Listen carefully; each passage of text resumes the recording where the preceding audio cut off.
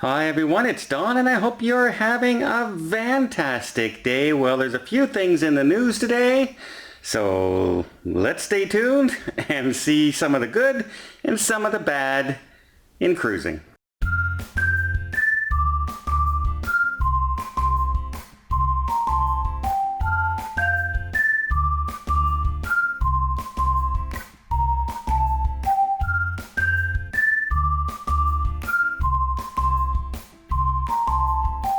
Well, the first thing coming up is Canada-US border crossings. Looks like that restriction is going to be extended again for another 30 days. They just keep doing it. 30 days, 30 days, 30 days. This will mark the third time that this has been extended. And really, is it really any surprise? In the past week, total in Canada, we have had 1,274 cases tested positive for the virus. In the United States, in the same amount of time, it's well over 100. It's closer to 500,000 people who have tested positive in that same time period. So you can see the difference. Obviously, people in Canada are nervous about people from the United States coming in, and they're also nervous about traveling to the United States. Any Canadian resident who would go there and come back is a potential risk right now, depending on especially where they go. There are some states that are very, very low, and there are some states that are very, very high. So that is really no surprise that the border restrictions have been extended one more time. Another story that's out that's more brighter news. As you know, there are various cruise lines now trying to start in various other destinations in the world other than the Caribbean and Bahamas. But unfortunately for Bahamas, Bahamas Paradise that was hoping to start their cruising, going back and forth to their to one destination and back, 3 and 4 day cruises, 2-day cruises, that looks like that's been canceled right now as well. So even those small ships won't be out of sail at this time. So bad news for them. Coming up now, we have Europe and Norway in particular. The Hurtigruten cruise line, which is known as Expedition Cruise Lines. They have some cruise ships that are part ferries, but they have some ships that are small cruise ships, and they have now been sailing for almost a month now. And one of the first 14-day cruises ended a little while ago, and the passengers were interviewed and the captain was interviewed, and they all said they had a very good time. They knew what they were getting. The ship was expected to have hopefully around 400 passengers. It ended up around 300 and some passengers. And with the spacing, but they say that's actually pretty good news considering they only advertised this cruise a week before setting sail. So a lot of people didn't even know this was going on, as you can tell with all the stuff in Europe about the do not travel on cruise ships that came out, and so a lot of people had no idea this was going to happen. So the good news is that everyone seemed to have a really good time. And one of the benefits of sailing the Norwegian coast is that you don't have to have cruise ports. Although Norway is expecting to start opening up their cruise ports over the next few weeks.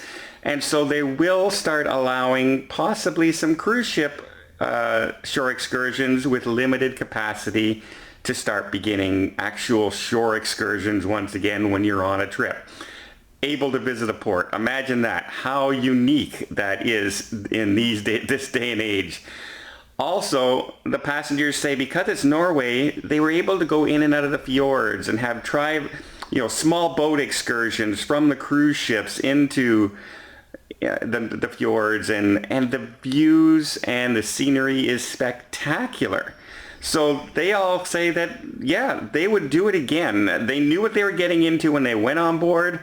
They knew there were some changes, but they got on board, they were able to relax, they felt safe, and they also saw some of the most beautiful scenery in the world. And that kind of brings up a question to me is, why has no one in Alaska thought of this? Why haven't you done that? Why haven't you gone and said, you know what?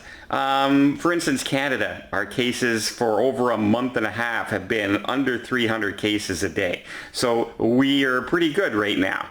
So why has nobody said, you know what? One of your cruise lines, you could do an Alaska trip on, say, a cruise ship that holds 2,000, 2,500 people, limited to 50% capacity. You can have no shore excursions, but you can go into Glacier Bay, you can go into College Ford, you can do the scenic cruising, you can whale watch, you can do all that stuff. And in order for you to be allowed to do that, you still have to pay the ports that you would normally visit their port fees and our taxes. So you would get free money during this time to help pay for whatever you need to help pay for.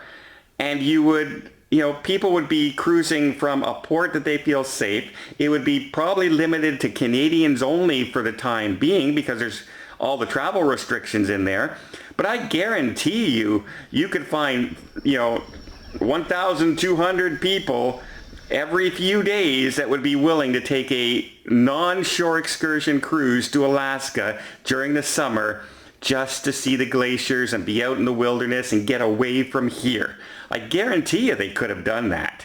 I would have been one of those people flying into Vancouver to take a cruise out of Vancouver to go, ocean only scenic view of Alaska. No problem. Would have done that in a heartbeat. So I think somebody is missing some money there that could have been used to also help us to test our protocols on a cruise ship. There's no shore excursions. There's no nothing. It's Canada to Canada. It's one, so it's no spreading from other countries or anything like that. You would be restricted to only people from the one country.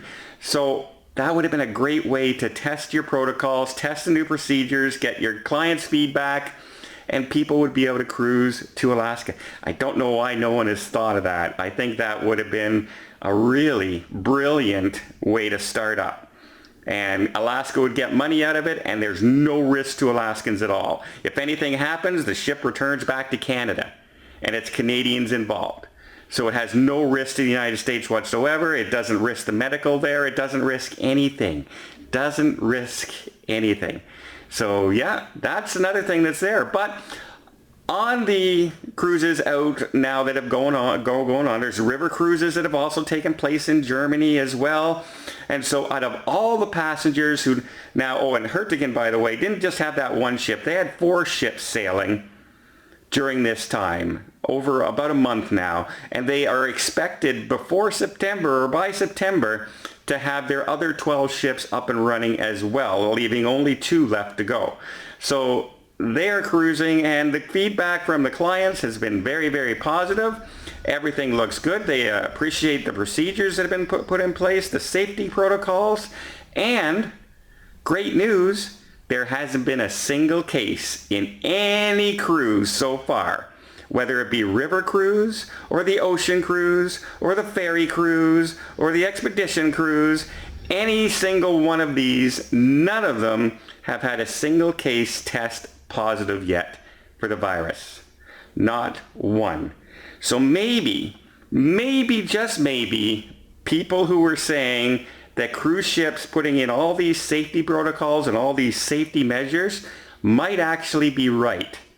Might actually be more protective bubble than just staying in some cities that are, virus heaven right now, apparently. So yeah, that's actually good news, right? People are cruising, no cases, they're happy, and there's plenty of room. So yeah, I'm thinking that is probably the best news we could have. And that's one of the reasons I'm advocating single ships here and there. Go to a place that has everything kind of under control and let them cruise in that area just to test out the procedures, test out the protocols, see if everything works, see if any spread happens. Because if you can do that with no cases and everything looks good, that can only mean good signs in the future for what's going to happen. maybe, just maybe, we have things right on those cruise ships. And if there is a breakout, well, now we know, and we might be able to solve the issue before we open it up to everything. So great news.